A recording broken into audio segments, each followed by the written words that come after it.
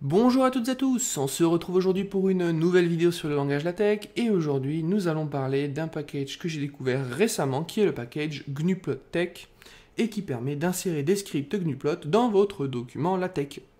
Alors moi, il faut savoir que le logiciel gnuplot je l'utilise depuis assez longtemps pour générer des figures. Pourquoi? Il y a plusieurs raisons à ça, je trouve que c'est très simple, que c'est très rapide. Et surtout que ça ne change pas tous les ans, les commandes ne changent pas régulièrement et ça m'évite de devoir apprendre 50 langages différents pour réaliser des figures. Aussi, il faut savoir qu'il existe beaucoup d'interfaces qui utilisent elles-mêmes Gnuplot pour les rendus, bien sûr de manière transparente pour l'utilisateur. Et si je ne dis pas de bêtises, mais ça se sera vérifié, il me semble que Matplotlib en Python justement utilise Gnuplot, ou dans certains cas utilise Gnuplot pour le rendu. Alors là je dis peut-être une bêtise, ce sera vérifié. En tout cas, moi j'aime beaucoup Gnuplot, et là, l'intérêt c'est de pouvoir insérer des scripts donc, qui permettent de réaliser des figures, comme celle que vous avez sous les yeux en ce moment, de manière très simple, à l'aide du langage associé à Gnuplot. Donc on va tout de suite voir comment faire. On va partir d'un document tech minimal, avec juste la classe du document qui est ici article, et la balise de début et la balise de fin de document. On va charger le package qui nous intéresse à l'aide de la commande usePackage, /usePackage, gnuplot, donc là c'est le nom du logiciel, tech pour préciser qu'on est en train de l'utiliser pour le LaTeX. Et là, grâce à ce package, on vient de générer un nouvel environnement, de créer un nouvel environnement qui a été défini, qui est l'environnement gnuplot. Donc on va la balise de début et la balise de fin de l'environnement gnuplot. Et voilà, là ça y est, c'est terminé. On va pouvoir générer notre image, en tout cas notre graphique. Par exemple, je veux représenter la fonction sinus, ben, je vais dire de tracer, de plotter la fonction sinus x.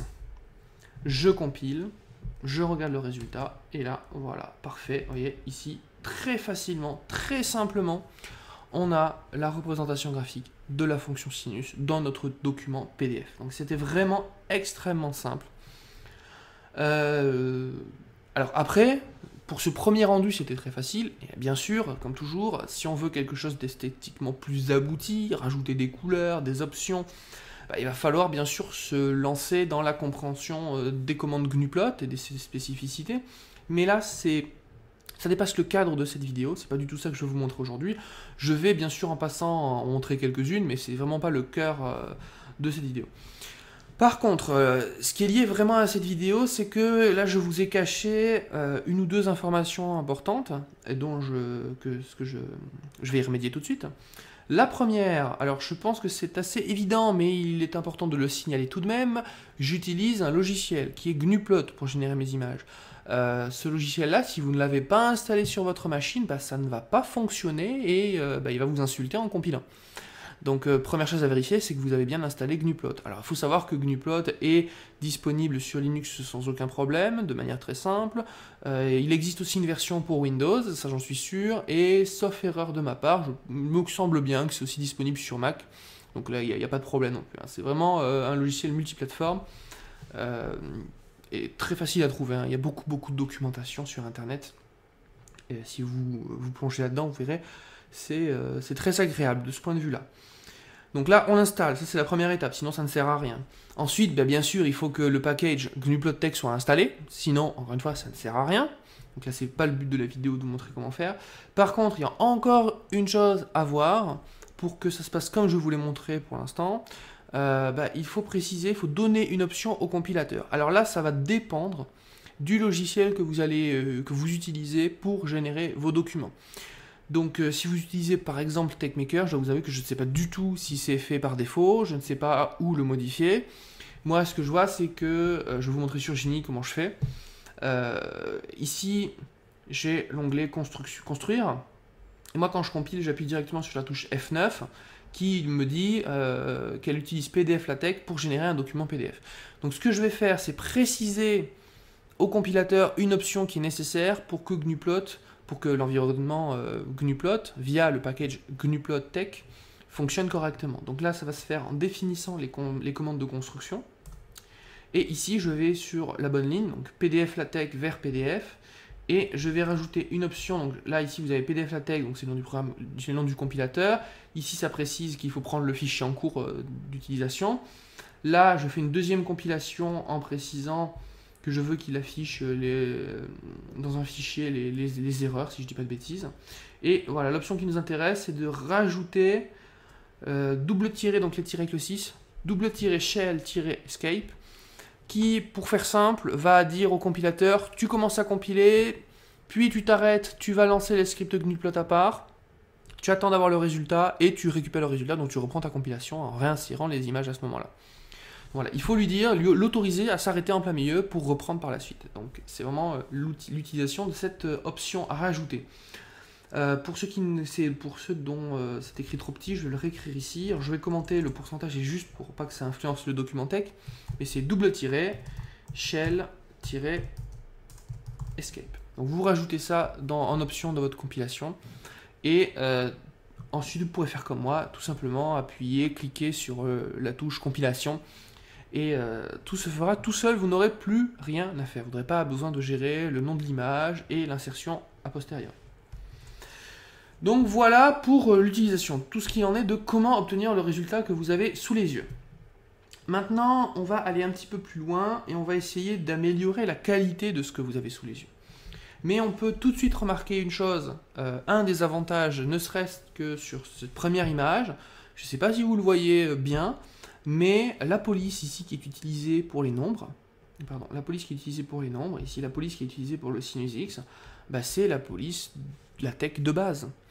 Et ça, c'est un avantage incroyable. Si moi, il m'est arrivé un certain nombre de fois de générer des images avec d'autres programmes, où je rajoute du texte, je rajoute un titre, et puis la police, c'est pas la même. Donc forcément, quand vous l'insérez dans votre document, bah, le rendu, bah, c'est pas le meilleur rendu. Ou alors, il faut encore éditer ça a posteriori, et tout rechanger, ce qui peut prendre un peu de temps quand même. Hein. Donc là, l'intérêt, c'est que ça s'est fait tout seul. D'ailleurs, je ne l'ai pas mis, mais on peut rajouter un titre, ce qui me permettra d'illustrer une deuxième chose. Donc là, par exemple, ici, j'ai mis quoi? J'ai mis la fonction sinusx. Et l'avantage, c'est que dans certains cas, pas dans tous, mais en tout cas dans le cas de base, ben, l'environnement Gnuplot vous permet d'utiliser des commandes LaTeX, ou en tout cas des expressions LaTeX pour tout ce qui est l'écriture. Donc là, par exemple, je vais lui dire entre $, donc j'entre en environnement mathématique, que c'est la fonction f de x égale sinus x. Donc là, vraiment, ça c'est vraiment typique du LaTeX, une commande typique LaTeX, je compile, et on reprend le document, et vous voyez, le résultat final, c'est vraiment inséré comme il faut. Pas de souci, vous pouvez mettre des expressions mathématiques compliquées, des sommes, des intégrales. Le rendu sera comme vous avez l'habitude de l'avoir en LaTeX. Donc ça, c'est vraiment un gros avantage. Voilà pour ça. Alors, par défaut, vous voyez, le résultat, vous l'avez là. Ça prend en compte la bonne police. Ça s'est fait très simplement. Le zoom, le cadre ici qui a été choisi, s'est fait automatiquement. Donc ça, vous pouvez le changer. Mais par contre, vous voyez, c'est que bah, c'est un petit peu, j'ai envie de dire, un peu fade. Bah, tout simplement parce que c'est en noir et blanc. Alors j'ai même envie de... Voilà, oui, c'est vraiment en noir et blanc. Et puis ensuite, on voit au niveau de la courbe, c'est très pixelisé. C'est un peu... C'est pas très fin, on va dire. Donc ça peut se changer via plusieurs options. Mais surtout, et c'est là où ça devient important, surtout en changeant la façon dont on va rendre le résultat. Alors, comment on fait ça? Pour ceux qui connaissent Gnuplot, c'est facile. Il faut faire set terminal, préciser le nom du terminal. Alors le terminal, qu'est-ce que c'est? C'est ce qui va permettre de générer le rendu final, en gros. Vous pouvez lui demander un rendu final en PDF, donc vous lui dites de travailler en terminal PDF, puis une liste d'options, vous compilez, et a priori c'est censé marcher. Donc là ça m'insulte parce que il y a un souci, mais c'est parce que c'est pas comme ça qu'on va utiliser, c'est pas comme ça qu'on va fixer les terminaux à l'aide du package Gnuplot-Tech. Donc on peut le faire dans certains cas, mais là, alors d'ailleurs si je fais EPS ça marche pas non plus. Bon, pardonnez-moi, on revient sur ce que je disais. Donc c'est pas comme ça qu'on va le faire avec le package Gnuplot-Tech. On va quand même préciser le terminal, mais ça va se faire en tant qu'argument optionnel de l'environnement Gnuplot. Donc on va mettre ici un argument optionnel terminal égal et le nom du terminal qui nous intéresse. Donc, par exemple, si je veux mettre un terminal PDF, je le mets comme ça, c'est le terminal PDF. Je compile et là cette fois-ci ça va. Alors là, vous voyez le terminal PDF, déjà il y a beaucoup de choses à voir. Ça n'est esthétiquement pas du tout la même chose que ce qu'on avait il y a quelques secondes. Déjà il y a de la couleur, ça c'est la première chose qui vous saute aux yeux. C'était en noir et blanc, il y a de la couleur. Maintenant c'est un petit peu plus fin au niveau du tracé. Par contre, ce que vous pouvez aussi remarquer par rapport à ce que je vous ai dit, la police, c'est plus du tout la police LaTeX. Et ça, c'est vraiment dommage. Et ça se voit encore plus au niveau du titre. Alors, c'est bien, il a la bonne syntaxe, il a bien mis les dollars, tout ce qu'il faut, mais c'est pas ça qu'on veut. Nous, on veut le rendu LaTeX. Donc PDF, c'est très bien, mais ça ne c'est pas très satisfaisant, j'ai envie de dire. Alors, moi, je vais essentiellement me focaliser sur 2 autres terminaux. Il y en a plein d'autres. Mais 2 terminaux qui ont un très beau rendu. Le terminal Cairo LaTeX. Donc je compile et là vous allez voir voilà, le résultat. Alors là il y a un tout petit souci, c'est que nous avons ici l'ancienne figure qui se superpose avec la nouvelle. Donc je vais aller supprimer ça.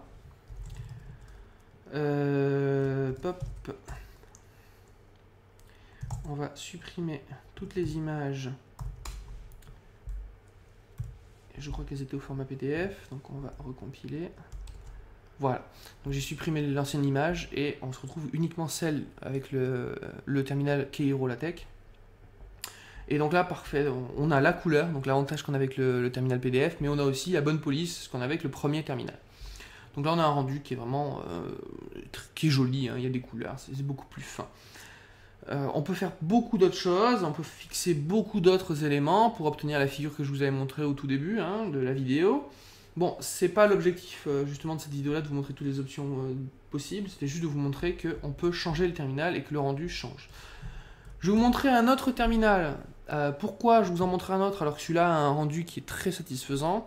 Alors pour plusieurs raisons. La première, c'est que le rendu est tout aussi joli, voire plus. Aussi parce que ça vous parlera peut-être plus que Cairo LaTeX. C'est... Alors, j'ai fait une bêtise. C'est le terminal TIGS. Donc, on en avait parlé brièvement lors de vidéos précédentes sur les tableaux de signes et les tableaux de variation. Donc on a le même genre de choses ici, hein, c'est-à-dire on a un terminal TIGS qui va permettre d'avoir le rendu utilisé à l'aide du langage logiciel TIGS. Donc si je fais ça et que j'essaie de compiler, comme vous pouvez le voir, ben là j'ai un gros souci, il est en train de m'insulter, il n'est pas content. Il n'est pas content, c'est aussi pour ça que je voulais vous montrer ce terminal, c'est parce que ça ne marchera pas tout seul comme ça. Il va falloir faire encore attention à un petit détail. C'est écrit dans le manuel, on vous dit de préciser que si vous utilisez TIGS, en tout cas le terminal TIGS, il faut charger un autre package. Donc, qui est le package suivant, GNUplot, jusque là, ça c'est intuitif, tiré, Lua. Donc Lua c'est un langage de programmation qui se veut simple, léger et facile à apprendre. Et ensuite préciser qu'on travaille avec TIGS, GNUplot-Lua-TIGS. Et maintenant qu'on a chargé ce package en plus, si on compile, là on a le rendu escompté. Donc ce que vous pouvez voir, c'est que globalement on a quelque chose qui ressemble fortement à ce qu'on avait avec le terminal Cairo LaTeX. Mais il y a des petites choses qui changent. L'espacement vertical n'est pas exactement le même. Il y a des petites règles qui sont différentes. D'ailleurs, je vais vous montrer plus précisément un changement au niveau des règles. Par exemple, je vais tracer une deuxième fonction. Je vais tracer la fonction sinus x et une autre fonction qui sera la fonction g de x égale x. Donc je trace les deux avec le terminal TIGS. Vous voyez le rendu que vous avez ici, la fonction sinus en rouge, la fonction x, g de x égale x, qui est en vert et en pointillé. Je vais même rajouter, pour une question de lisibilité, une petite grille. Donc cette grid. Voilà, et on a derrière, pour aider un petit peu visuellement la lecture, on a une petite grille en pointillé gris clair qui s'affiche. Vous voyez, au niveau de l'espacement, on a 3 lignes verticales à ce niveau-là pour la lecture horizontale, par défaut. Maintenant, je vais retourner sur le terminal Cairo LaTeX.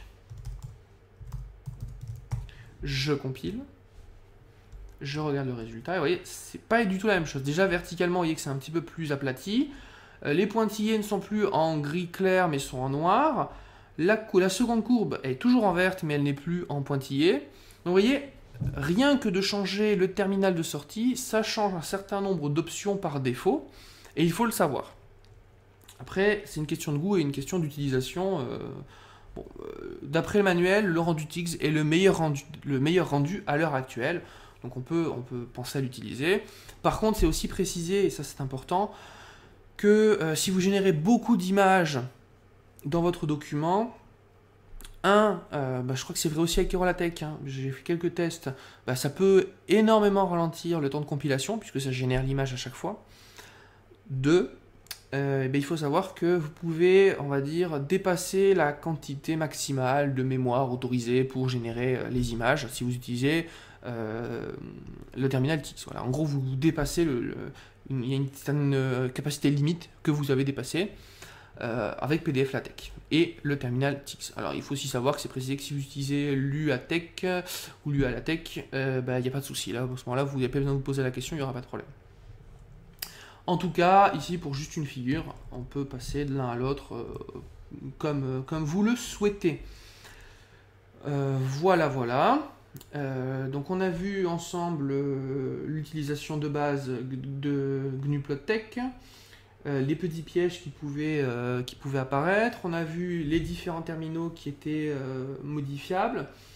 Je veux vous parler encore d'une petite chose qui est quand même assez utile, hein, qu'il faut savoir, je pense, qui est tout simplement comment redimensionner les images de manière simple et rapide. Alors, pourquoi j'insiste sur cet aspect-là? Encore une fois, ça vient de mon expérience personnelle. Il m'est déjà arrivé de générer des images avec d'autres logiciels, par exemple Inkscape, ou même GNUplot, hein, tout simplement. Et d'exporter l'image, de l'insérer dans mon document, et puis a posteriori de me percevoir que, prendre une image qui prend toute la largeur de la page, c'est beaucoup quand même, donc plus petit, ça serait mieux. Donc là, c'est très bien, il y a une option qui existe dans le package GNU-PlotTech, on va voir tout de suite ce que ça donne. Donc cette option, c'est l'option suivante, c'est la mise à l'échelle, donc ça va être scale égale, on va mettre une virgule pour séparer avec l'argument du terminal, et là on va lui affecter une valeur d'échelle. Donc par exemple je veux que ce soit 2 fois plus petit, donc je vais donner 1,5, je compile, et là parfait, super, on voit bien l'image, elle prend la moitié de la place qu'elle utilisait tout à l'heure, c'est génial. Sauf que c'est génial, et c'est là où je veux vous montrer, c'est très pratique cette chose là. Mais vous voyez que la police aussi, elle a diminué de taille. Donc le principe, si je puis expliquer avec les mains tout simplement, c'est que c'est un petit peu comme la fonction anti-slash include graphics quand vous utilisez l'option scale. Alors c'est très bien, vous avez une image à une certaine taille, vous changez son échelle, vous changez l'échelle de tout. La police, les courbes, tout. Donc ça peut être très pratique, sauf que ça peut devenir illisible. Là c'est le cas, c'est ok, c'est 2 fois plus petit, mais vous imaginez bien que sur votre document, là je ne sais pas si vous arrivez encore à lire ce qui est écrit là, moi j'y arrive pas, il faut que je zoome. Et sur un document papier, vous ne pouvez pas zoomer. Vous pouvez vous rapprocher mais pas zoomer, et pas indéfiniment. Donc à ça, il y a une autre stratégie que d'utiliser l'option Scale, c'est tout simplement de donner des options au terminal et de préciser au niveau de la taille que vous allez donner au niveau du rendu. Donc là, ça peut se faire très facilement avec set size, donc pour fixer la taille. Et par exemple, ce qu'on va faire, c'est qu'on va lui donner un facteur d'échelle horizontal et un facteur d'échelle vertical. Par exemple, je veux que ça soit 1,5 horizontalement et 1,5 verticalement, un petit peu comme l'option tout à l'heure de scale que j'avais mis en option de l'environnement. Donc 0,5 et ici 0,5. Je compile.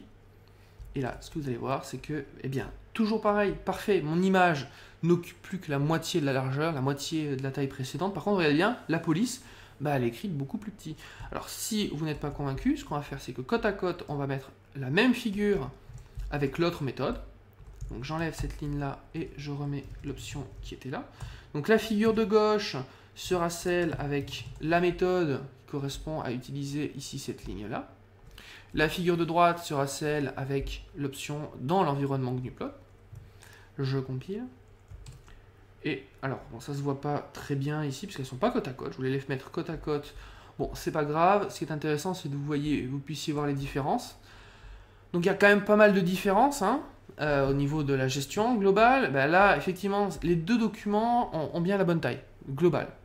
Par contre, là, ce que vous voyez, c'est que la police, elle est écrite toute petite, donc forcément, ça laisse plus de place pour la figure. C'est pour ça que la figure, elle est un petit peu plus grande que celle d'au-dessus, en tout cas, la partie graphique. Par contre, ça devient illisible. A l'inverse, en haut, la police est toujours lisible, toujours la bonne taille, et bien sûr, la partie graphique, elle doit être un petit peu plus resserrée pour que ça fonctionne. Donc c'est un petit peu à vous de jauger en fonction de ce que vous avez besoin. Mais quel est l'intérêt de ce que je vous ai dit, outre le fait que là c'est pas lisible et là c'est lisible. L'intérêt, c'est que ici, le texte, tout est adapté automatiquement à votre document LaTeX. C'est-à-dire que si vous écrivez en 10 points ou en 12 points, ça va s'adapter. Et ça va s'adapter tout seul et ça restera lisible puisque ça aura exactement la même taille que le reste du texte. Or que là, ça ne sera pas le cas. Voilà. Après, il y a plein d'autres options. Par exemple, si vous trouvez que ça surcharge, il y a une commande en Gnuplot qui permet de l'enlever. Donc, c'est de désactiver cette chose-là. De cette manière-là, je compile. Vous voyez le résultat qui est beaucoup plus propre. Ça permet d'alléger un petit peu la courbe. Bon, il y a plein d'autres options. Et il me restait une dernière chose à vous préciser qui peut être importante. Alors, qui peut être, c'est pas fondamental, mais c'est intéressant à savoir. Alors, qu'est-ce que c'est en particulier? C'est tout simplement l'utilisation des commentaires. Quand vous êtes dans un environnement Gnuplot, vous n'êtes plus, à proprement parler, en train d'éditer votre document tech. Alors oui, il comprend la syntaxe LaTeX, mais ce que je veux dire, c'est que par exemple, si vous utilisez le symbole pourcentage pour commenter, vous aurez un problème. Parce que quand vous écrivez un script Gnuplot, les commentaires ne sont pas écrits, ne sont pas précisés à l'aide du caractère pourcentage en début de ligne. Donc automatiquement, vous allez avoir des problèmes à la compilation et ça va pas marcher. Il faut savoir que quand vous êtes dans l'environnement Gnuplot, vous devez utiliser le caractère spécifique des commentaires liés à Gnuplot, qui est le dièse. Et donc là, faudra bien faire attention. Quand vous serez dans la zone en dehors de l'environnement Gnuplot, si vous devez mettre des commentaires, vous mettez le pourcentage classique. Si vous êtes dans l'environnement Gnuplot et vous voulez mettre des commentaires, il faudra mettre des dièses. Sinon, ça ne fonctionnera pas. Alors ça, c'est un problème récurrent de toutes ces choses-là où en réalité on utilise... on n'est plus en train d'utiliser le LaTeX tout seul, le compilateur tout seul, il fait appel à d'autres programmes pour générer le document final. C'est ce type de choses-là, ce type de petits détails auxquels il faut faire attention, c'est ce qui arrive lorsqu'on utilise, si je ne vous dis pas de bêtises, l'UA LaTeX et qu'on veut utiliser du code l'UA dans un environnement. Et à ce moment-là, on va avoir un problème, il va falloir bien faire attention à quel symbole on utilise pour écrire nos commentaires. Voilà, voilà, je pense qu'on a fait un petit peu le tour de tout l'environnement, enfin de tout le package Gnuplot Tech. Il y a encore beaucoup de choses à dire, mais le manuel est là pour vous aider. Si vous cherchez des exemples de scripts Gnuplot pour avoir des jolies figures, Internet, vraiment, il n'y a aucun souci, vous pouvez trouver plein d'exemples très jolis, avec des jolies choses. Il y a plein d'options, on peut tracer très facilement des courbes en coordonnées polaires, des courbes paramétriques, des courbes en 3D, comme je vous l'ai montré dans la première vidéo. On peut représenter avec des couleurs en fonction de la hauteur. Enfin, on peut faire plein de choses, mais ça, c'est vraiment plus spécifique au package Gnuplot Tech, mais tout simplement à l'utilisation de Gnuplot en général. Voilà, sur ce, écoutez, je vous remercie de m'avoir écouté jusqu'à maintenant, et puis on se retrouve pour une prochaine vidéo sur le langage LaTeX.